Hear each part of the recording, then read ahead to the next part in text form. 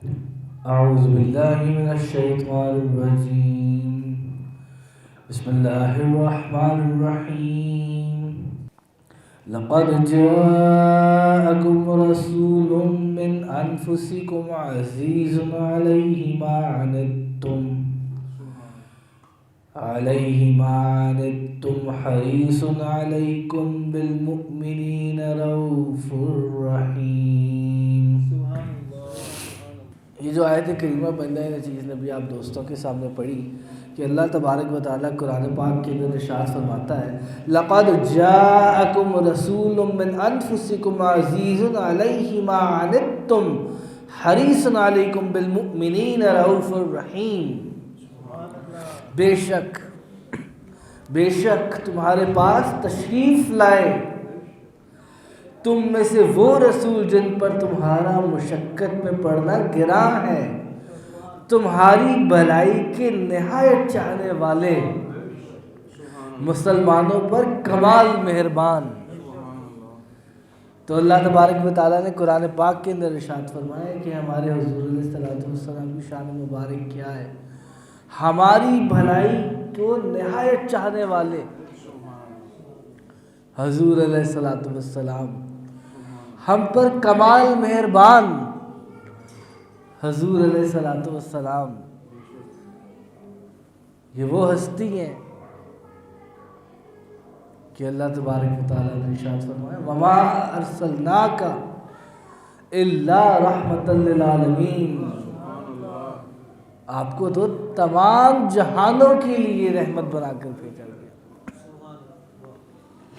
آپ کو تمام جہانوں کے لیے رحمت بنا کر بھیجا گیا. تو آپ مشکل کشا تھے اور آپ مشکل کشا ہیں. آپ امداد فرماتے تھے، آپ امداد فرماتے ہیں. آپ فریاد رسی فرماتے تھے، آپ فریاد رسی فرماتے ہیں. صحابہ اکرام کو جب بھی کوئی مشکل درپیش آتی تو سیدھے ایک ہی دربار میں حاضر ہوتے. وہ دربار ہے تاجدار دو جہاں کا، شاہ سوار لامکاں، مالک زمین و آسماں، روح کن فکاں حضور پر نور، شافی و یوم النشور، حبیب رب غفور، احمد مشتبہ حضرت محمد مصطفیٰ صلی اللہ علیہ وسلم کا. کہ جب بھی صحابہ اکرام کو کوئی مشکل درپیش آتی تو آپ کے در دولت پر حاضر ہو جاتے، آپ کی بارگاہ میں حاضر ہو جاتے. اور یہی طریقہ سابقہ امتوں کا بھی رہا ہے. مختلف نبیوں کی امتوں کو جب بھی کوئی مشکل درپیش آتی تو وہ اپنے اپنے نبیوں کے دربار میں حاضر ہوتے، آپ کی بارگاہ کے اندر حاضر ہوتے.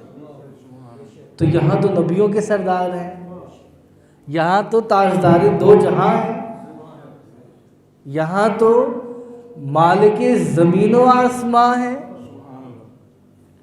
تو اللہ تبارک و تعالیٰ قرآن پاک کے اندر ارشاد فرماتا ہے اذ قال الحواریون یا عیسی ابن مریم هل يستطيع ربك ان ينزل علينا مائدة من السماء. حضرت عیسیٰ علیہ السلام کا زمانے مبارک کہ آپ کے اصحاب کو آپ کی امتیوں کو جب کوئی مشکل درپیش آتی، یہ جب کوئی حاجت آپ کو ہوتی تو آپ اپنے نبی کے دربار کے اندر حاضر ہوتے. اللہ تبارک و تعالیٰ قرآن میں فرماتا ہے جب حواریوں نے کہا اے عیسیٰ ابن مریم کیا آپ کا رب ایسا کرے گا کہ ہم پر آسمان سے خوان اتارے. تو اس کے اندر ہمیں قرآن پاک سے یہ بات سمجھ آتی ہے کہ حضرت عیسیٰ علیہ السلام کے پاس بھی ان کے اصحاب آیا کرتے تھے کہ آپ اللہ تبارک و تعالیٰ سے فرمائیے، عرض کیجئے، دعا کیجئے کہ ہمارے اوپر خوان اترے. تو اس سے ہمیں ایک اور بات سمجھ آتی ہے کہ وہ خود بھی تو دعا مانگ سکتے تھے، تو پھر وہ اپنے نبی کے پاس کیوں جاتے تھے؟ آج ہم دیکھتے ہیں لوگ کہتے ہیں کہ بھئی جو مانگنا ہے صرف اللہ سے مانگنا ہے اور ڈائریکٹ اللہ سے مانگنا ہے، اللہ کے نبی سے نہیں مانگنا، ان کا وسیلہ تلاش نہیں کرنا۔ قرآن پاک ہے یہ، اللہ تبارک و تعالیٰ قرآن پاک میں فرماتا ہے کہ جب حواریوں نے کہا اے عیسیٰ بن مریم کیا آپ کا رب ایسا کرے گا کہ ہم پر آسمان سے خوان اتارے؟ وہ ڈائریکٹ بھی تو اپنے خدا سے دعا کر سکتے تھے، مگر وہ حضرت عیسیٰ علیہ السلام کی بارگاہ میں کیوں حاضر ہوتے ہیں یہ عرض کرنے کے لیے؟ معلوم ہوا کہ وسیلہ مانگنا بھی جائز اور بابرکت ہے۔ اسی طرح جب حضرت موسیٰ علیہ السلام کی قوم اکٹھی ہوتی ہے، اکٹھے ہو کر آپ کے دربار کے اندر حاضر ہوتی ہے اور پھر پانی کی درخواست کرتی ہے، تو اللہ تعالیٰ قرآن پاک میں ارشاد فرماتا ہے وَإِذِ اسْتَسْقَىٰ مُوسَىٰ لِقَوْمِهِ فَقُلْنَا اضْرِب بِّعَصَاكَ الْحَجَرَ،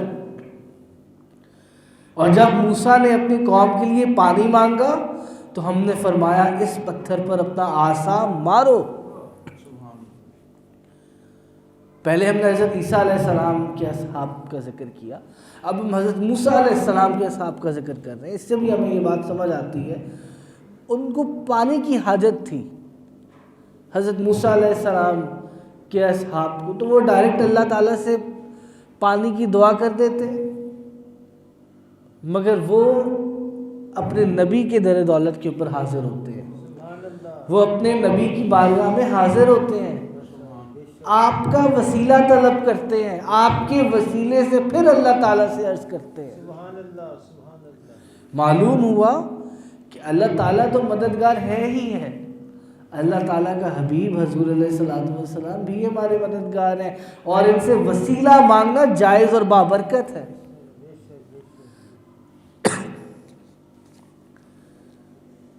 حضور علیہ السلام کی شان وراء الورا ہے۔ حضرت سیدنا قتادہ بن نعمان انصاری رضی اللہ تعالیٰ عنہ بڑے مشہور تیر انداز تھے، حضور علیہ السلام کے بڑے محبوب صحابی تھے۔ غزوہ بدر میں، غزوہ احد کے اندر آپ شریک تھے۔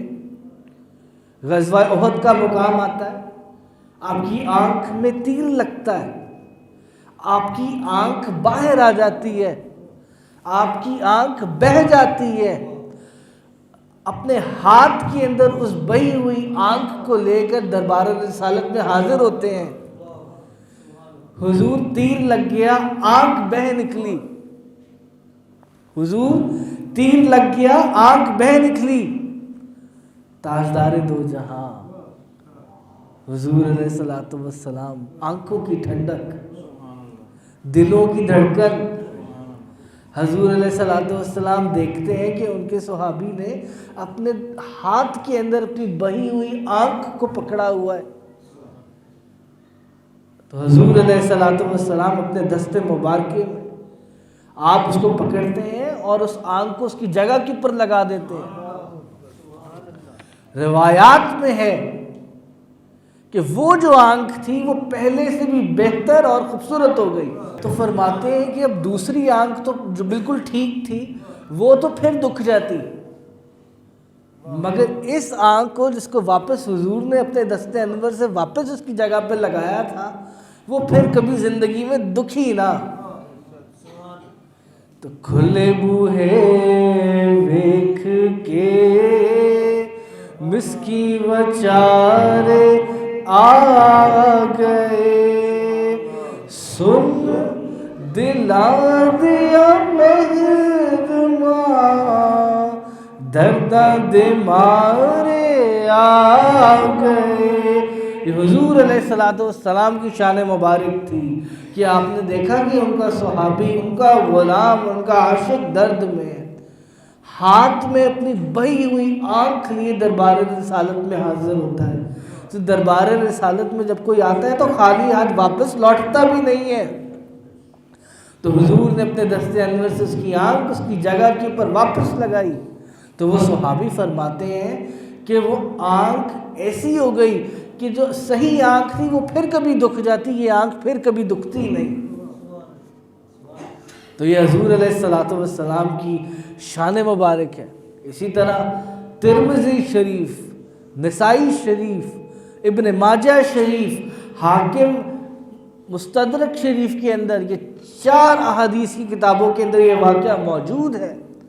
حضرت عثمان بن حنیف رضی اللہ تعالیٰ عنہ روایت فرماتے ہیں کہ ایک نابینا شخص جس کی بینائی تھی ہی نہیں، ایک نابینا شخص حضور اقدس صلی اللہ علیہ وسلم کی بارگاہ میں حاضر ہوتا ہے اور آپ سے آ کے عرض کرتے ہیں، وہ نابینا صحابی، حضور آپ میرے لیے دعا فرمائیے، اللہ تعالیٰ مجھے میرے آنکھوں کی بینائی لوٹا دے، اللہ تعالیٰ مجھے میرے آنکھوں کی بینائی لوٹا دے۔ وہ ایک نابینا شخص ہے۔ تو حضور علیہ الصلوۃ والسلام فرماتے ہیں اگر تو چاہے گا تو میں دعا کر دوں گا، مگر تیرے لیے صبر بہتر ہے، اگر تو صبر کر لے تو صبر بہتر ہے۔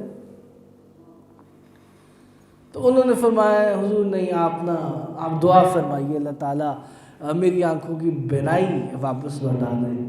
تو ہمارے پیر و مرشد سیدی شیخ محمد محسن منور یوسفی آپ فرماتے ہیں کہ اصل میں وہ صحابی جو تھے وہ اس لیے دعا فرماتے تھے کہ کسی طریقے سے تاجدار دو جہاں کی اگلے لمحے زیارت ہو جائے۔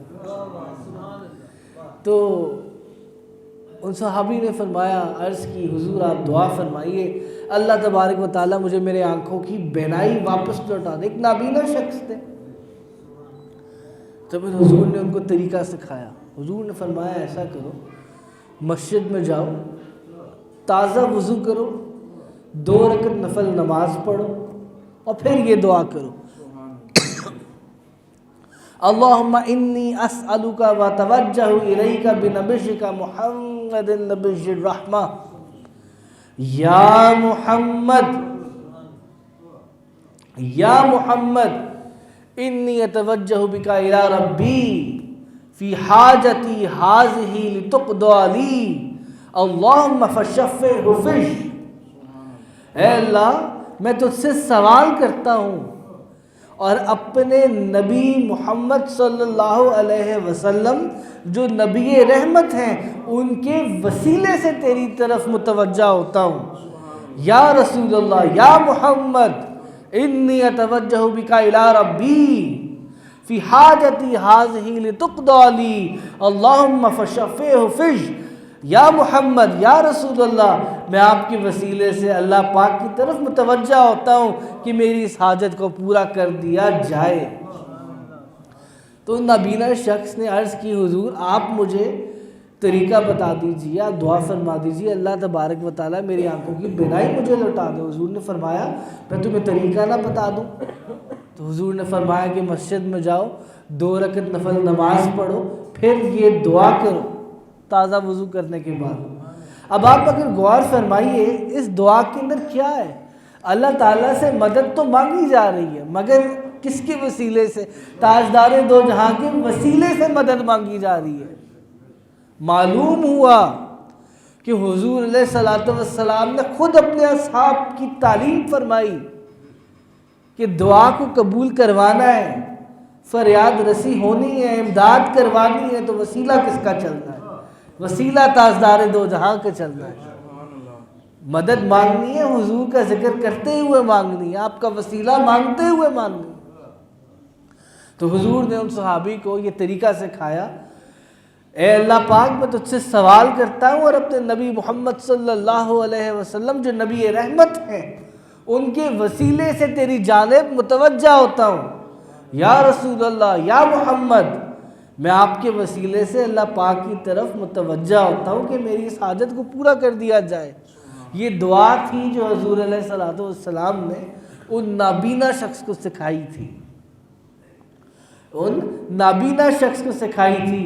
تو جیسے ہی روایات میں، اور میں نے عرض کی ترمذی شریف، نسائی شریف اور اس کے بعد ابن ماجہ شریف، ان کتابوں کے اندر یہ واقعہ موجود ہے کہ جیسے ہی ان نابینا صحابی نے مسجد میں جا کر تازہ وضو کر کے 2 رکعت نفل نماز پڑھ کے یہ دعا مانگی، حضور کے وسیلے سے اللہ تعالیٰ سے مدد مانگی، اللہ تبارک و تعالیٰ نے انہی لمحوں کے اوپر ان کی آنکھوں کی بینائی واپس لوٹا دی۔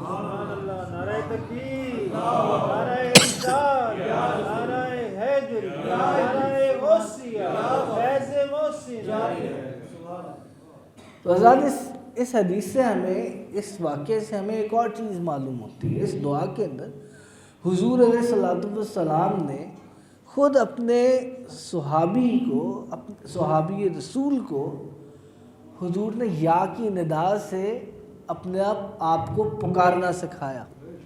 یا رسول اللہ، یا محمد، انی اتوجہ بک الی ربی فی حاجتی ہذہ لتقضی لی اللہم فشفع فیہ۔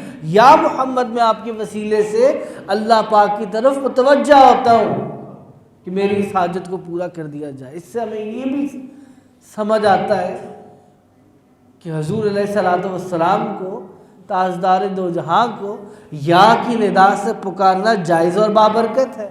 اور یا کی ندا سے کس کو پکارا جاتا ہے؟ جو زندہ ہوتا ہے۔ حدیث شریف ہے کہ اللہ کے نبی زندہ ہے اور ان کو برابر کا رزق دیا جاتا ہے۔ تو آج جب ہم اہل سنت والجماعت ہم اپنی مسجدوں کے اوپر یا محمد لکھتے ہیں تو اعتراض کرنے والے اعتراض کرتے ہیں کہ آپ یا محمد کیوں لکھتے ہیں؟ ہمارا عقیدہ تو یہ ہے کہ حضور علیہ الصلوۃ والسلام آج بھی زندہ ہے، آپ آج بھی زندہ ہیں، جیسے کہ حدیث مبارکہ ہے کہ اللہ کے نبی زندہ ہے اور ان کو برابر کا رزق دیا جاتا ہے۔ اور اس حدیث شریف کے اندر بھی حضور علیہ الصلوۃ والسلام نے تعلیم کس چیز کی فرمائی کہ جب کوئی مشکل درپیش آ جائے، اللہ تعالیٰ سے دعا کرنی ہے، وسیلہ میرا دینا ہے، یا کی ندا سے پکارنا ہے مجھے، اور پھر اللہ سے مدد طلب کرنی ہے۔ اور یہی بات ہم نے پہلے بھی عرض کی کہ قرآن پاک میں اللہ تعالیٰ بھی فرماتا ہے وَلَوْ أَنَّهُمْ إِذْ ظَلَمُوا أَنفُسَهُمْ جَاءُوكَ فَاسْتَغْفَرُوا اللَّهَ وَاسْتَغْفَرَ لَهُمُ الرَّسُولُ لَا وَجَدُوا اللَّهَ تَوَّابًا رَحِيمًا، کہ اگر کوئی گنہگار اپنی جانوں پر اتنے ظلم کر لے کہ بخشش کی کوئی صورت نظر نہ آئے، اب یہ قرآن پاک ہے، تو اللہ تعالیٰ فرماتا ہے پھر میرے محبوب کی در دولت پہ آؤ اور پھر مجھ سے مغفرت چاہو، اور اگر میرا محبوب بھی تمہارے لیے مغفرت کی دعا فرمائے گا تب تم مجھے توبہ قبول کرنے والا مہربان پاؤ گے۔ ٹھیک ہے، تو قرآن پاک کے اندر بھی اللہ تبارک و تعالیٰ نے ایکسپلیسٹلی اس بات کی طرف اظہار فرمایا ہے کہ اگر فریاد رسی کروانی ہے، مدد دعا کو قبول کروانا ہے تو وسیلہ مانگنا ہے تاجدار دو جہاں کا۔ تو یہ نابینا شخص، انہوں نے جیسے ہی یہ دعا پڑھی جس کے اندر حضور کا وسیلہ بھی موجود ہے، آپ کو یا کی ندا سے پکارا بھی جا رہا ہے، روایات میں ہے کہ جیسے ہی آپ نے یہ دعا پڑھی اور ابھی آپ نے اپنے ہاتھ پورے پھیرے بھی نہ تھے کہ اللہ تبارک و تعالیٰ نے ان نابینا صحابی کو بینائی واپس لوٹا دی۔ تو حضور علیہ الصلوۃ والسلام موقع کے اوپر اپنے اصحاب کی مشکل کشائی فرمائی ہے، فریاد رسی فرمائی ہے، اپنے غلاموں کی امداد فرمائی ہے۔ حضور کے ایک صحابی تھے حضرت حبیب رضی اللہ تعالیٰ عنہ، آپ کے والدین کہیں جا رہے تھے، ان کا پاؤں، ان کے والد صاحب کا پاؤں ایک زہریلے سانپ کے انڈے کے اوپر پڑ گیا، اور اس کے زہر کے اثر سے حضرت حبیب کے والد کی آنکھوں کی بینائی چلی گئی، جاتی رہی بالکل چلی گئی۔ یہ حال دیکھ کر وہ کافی پریشان ہو گئے، وہ حضور علیہ الصلوۃ والسلام کی بارگاہ میں حاضر ہوتے ہیں، یا رسول اللہ میرے والد صاحب اس طرح جا رہے تھے، نیچے سانپ کا زہریلا انڈا تھا، پاؤں پڑا، اس کی وجہ سے، زہر کی وجہ سے ان کی آنکھوں کی بینائی جانا شروع ہو گئی۔ حضور نے جب سارا قصہ سن لیا، آپ نے اپنا لعاب دہن، حضور علیہ الصلوۃ والسلام کی لعاب دہن کی کیا برکت ہے، حضور نے اپنا لعاب دہن حضرت حبیب کے والد کی آنکھوں کے اوپر ڈالا تو ان کی اندھی آنکھیں، نابینا جو تھے، فوراً ان کی بینائی واپس لوٹ آئی۔ تو راوی کا بیان ہے کہ انہوں نے خود حضرت حبیب کے والد کی زیارت کی، ان کی عمر 80 سال تھی، جس وقت یہ سارا واقعہ پیش آیا اور 80 سال کے بعد جب یہ واقعہ پیش آیا ان کی آنکھوں کی بینائی چلی گئی. حضور علیہ السلام نے اپنا لعاب دہن آپ کی آنکھوں پر لگایا, بینائی واپس آئی. ایسی کمال بینائی واپس آئی کہ راوی لکھتا ہے میں نے خود دیکھا کہ وہ 80 سال کے بزرگ ایک سوئی کے اندر دھاگا بھی ڈال دیا کرتے تھے, اتنی کمال بینائی واپس آئی. تو حضور علیہ السلام کی شان وراء الورا ہے. حضرت سیدنا سہل بن سعد سے مروی ہے کہ حضور اقدس صلی اللہ علیہ وسلم نے غزوہ خیبر کے موقع کے اوپر آپ نے ایک دن ارشاد فرمایا میں یہ جھنڈا کل ایک ایسے شخص کو دوں گا جس کے ہاتھ پر اللہ تبارک و تعالیٰ ایک فتح فرمائے گا, جس کے ہاتھ پر اللہ تعالیٰ فتح رکھے گا. وہ اللہ اور اس کے رسول سے محبت کرتا ہے, وہ شخص اور اللہ اور اس کا رسول اس سے محبت کرتا ہے. راوی کہتے ہیں کہ صحابہ اکرام پوری رات, وہ پچھلی رات بے چینی سے انہوں نے گزاری کہ پتہ نہیں خوش قسمت خوش نصیب شخص کون ہے کہ حضور علیہ السلام کل اس کو جھنڈا پکڑانے والے ہیں. اور وہ فرماتے ہیں حضور کہ اللہ اور اس کا رسول اس سے محبت کرتا ہے, وہ اللہ اور اس کے رسول سے محبت کرتا ہے, اللہ اس کے ہاتھ کے اوپر بہت بڑی فتح رکھے گا. تو حضرت اس کے بعد راوی فرماتے ہیں کہ صحابہ اکرام بڑے بے چین تھے. صبح حضور علیہ السلام فرماتے ہیں علی بن ابی طالب کدھر ہے, علی کدھر ہے؟ صحابہ اکرام فرماتے ہیں یا رسول اللہ وہ آنکھوں کی تکلیف میں مبتلا ہے, آنکھوں کی تکلیف میں مبتلا ہے, غزوہ خیبر کا موقع ہے, جنگ کا موقع ہے, یا رسول اللہ وہ آنکھوں کی تکلیف میں علی مبتلا ہے. حضور فرماتے ہیں علی کو میرے پاس لے آؤ, علی کو میرے پاس لے آؤ. تو جب آپ حاضر خدمت ہوئے حضرت علی کرم اللہ وجہ الکریم حضور علیہ السلام کی بارگاہ میں, تو حضور علیہ السلام نے دیکھا آپ کی آنکھوں کی تکلیف ہے. آپ نے اپنا لعاب دہن پھر حضرت علی کی آنکھوں کے اوپر بھی ملا, اور جیسے ہی آپ نے اپنا لعاب دہن یعنی تھوک مبارک حضرت علی کی آنکھوں کے اوپر لگائی اور پھر دعا فرمائی, اس کی برکت سے آپ کی آنکھیں فوراً ٹھیک ہو گئی اور ایسی ٹھیک ہوئیں کہ پھر کبھی تکلیف ہی نہ ہوئی. تو یہ حضور علیہ السلام کی شان مبارک ہے. حضرت معاذ کا بازو یہ حضور کے معجزات ہیں, اور یہ حضور علیہ السلام کی شان مبارک ہے. حضرت معاذ رضی اللہ تعالیٰ عنہ آپ کا بازو دوران جنگ ایک کافر کی تلوار کے وار سے آپ کا بازو کٹ جاتا ہے, صرف جلد لٹکی رہتی ہے, اندر سے بازو سارا کٹ جاتا ہے. اور سارا دن حضور کے کیسے سچے اور پکے غلام تھے, کافر کی تلوار نے بازو کاٹ دیا ہے اور آپ کی جو جلد ہے وہ لٹک رہی ہے, اور اس کیفیت کے اندر بھی حضرت معاذ پورا دن دشمنوں کے ساتھ مشرکین کے ساتھ جنگ لڑتے رہے. اس حالت میں بھی آپ اپنی حالت جنگ میں رہے. حضرت معاذ رضی اللہ تعالیٰ عنہ جب جنگ ختم ہو گئی تو حضرت معاذ اپنا کٹا ہوا بازو لے کر تاجدار دو جہاں کی بارگاہ میں حاضر ہوتے ہیں, بارگاہ رسالت مآب میں حاضر ہوتے ہیں.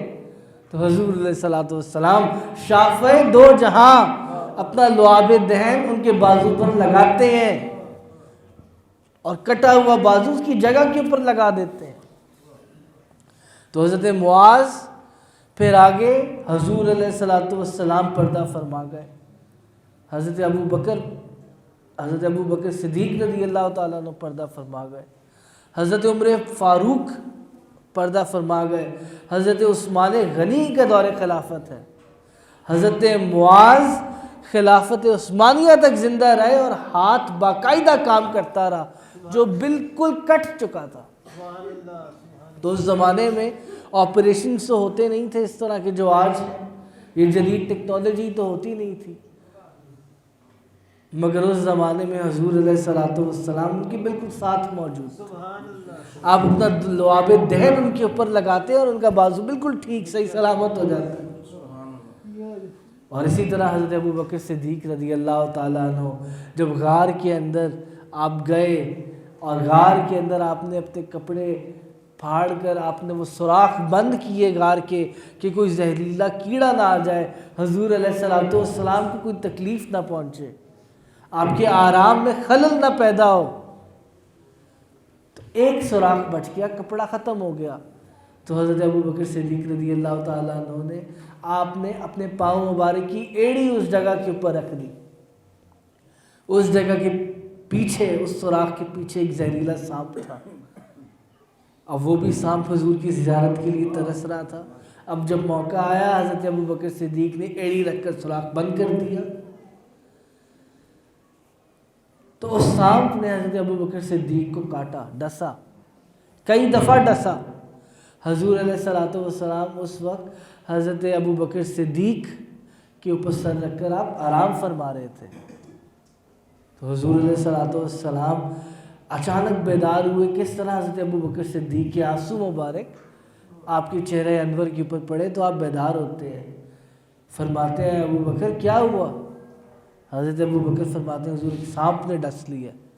تو حضرت ابو بکر صدیق رضی اللہ تعالیٰ عنہ کی یہ بات سن کر حضور علیہ الصلوۃ والسلام اپنا لعاب دہن اس جگہ کے اوپر لگاتے ہیں اور آپ کا پاؤں مبارک صحیح سلامت ہو جاتا ہے۔ سبحان اللہ، نعرہ تکبیر، نعرہ رسالت، نعرہ حیدر، نعرہ غوثی، فیض موسی جاری رہے۔ ایک مرتبہ حضرت عمر رضی اللہ تعالیٰ عنہ کا پاؤں سن ہو گیا، کسی نے کہا کہ جو شخص آپ کو سب سے زیادہ محبوب ہے اس کا نام لیجئے تو پاؤں سن نہیں ہوگا، ٹھیک ہو جائے گا۔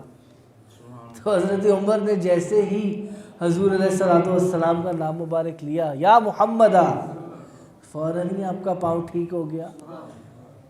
تو ایک ریمیڈی بھی ہمیں سمجھ آ جاتی ہے اس سے، پاؤں سن ہو جائے تو پھر جس سے محبت ہے ان کا ذکر کریے، حضور علیہ الصلوۃ والسلام کا ذکر کریے۔